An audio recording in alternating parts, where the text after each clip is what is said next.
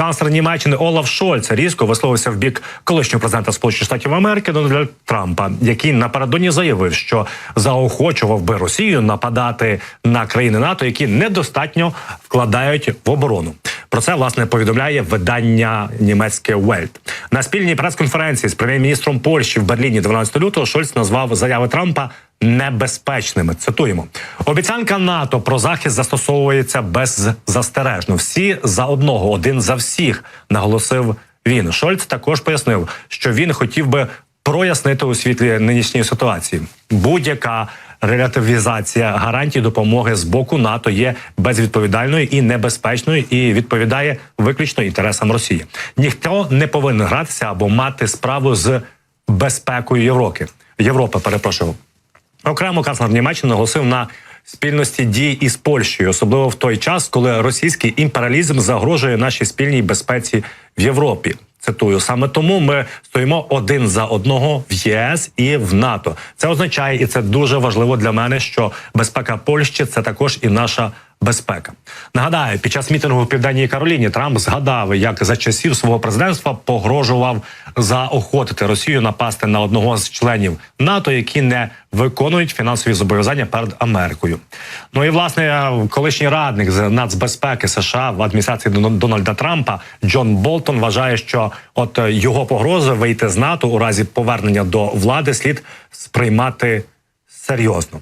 Ну, мало ймовірно. Я думаю, багато експертів сходяться на тому, що це лише є передвиборча полеміка Трампа і нічого спільного з рішучими діями щодо виходу з НАТО не буде. А так і намагається зіграти на електоральних якихось емоціях і на якихось електоральних відчуттях в Сполучених Штатах Америки.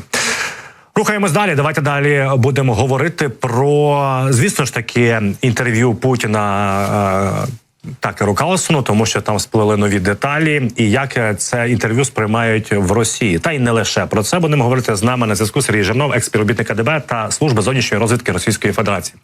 Сергій, здравствуйте. Здравствуйте, Игорь, и привет всем нашим зрителям. Ну вот я вспомнил об интервью Путина Карлсону. Что интересно, после этого интервью Карлсон записал еще 2 или 3 видео. Важное с этих видео, он сказал следующее, что Путин разучился убеждать, что Путин может, потому что много лет он не имеет никаких оппонентов, некому нечего доводить, и он очень неубедительно рассказывал об альтернативной истории, о территориальных претензиях, и он утерял дар аргументировать. Как вы считаете, правда ли это?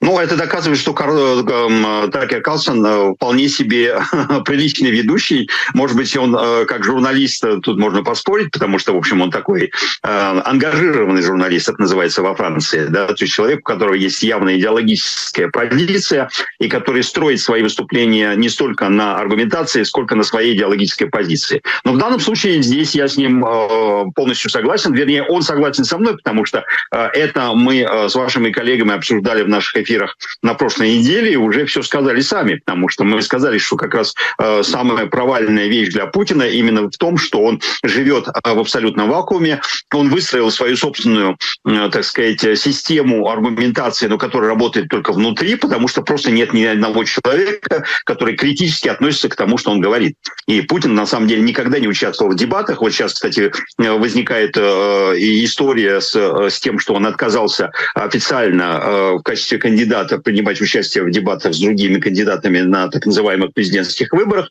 Вот. И, в общем, это было нам всем понятно-то уже давно, потому что Путин ни разу за весь свой президентский срок на самом деле не участвовал ни в одной дискуссии. Вот там, где люди сидят напротив него и с критическим взглядом, которые могут аргументированно ставить под сомнение то, что он говорит, приводить контраргументы. Вот Путин это не умеет абсолютно делать и не умел никогда, кстати, делать. Поэтому его всегда выступления были монологами. И в этом смысле очень смешно, потому что когда он разговаривал с Такером Карлсоном и долго ему нудно рассказывал всякие истории там про печенегов и варягов, то на определенном этапе он даже сам говорил, ну, вам, скорее всего, не интересны мои скучные диалоги. И вот это очень смешно было, потому что там никакого диалога не было. Да. Это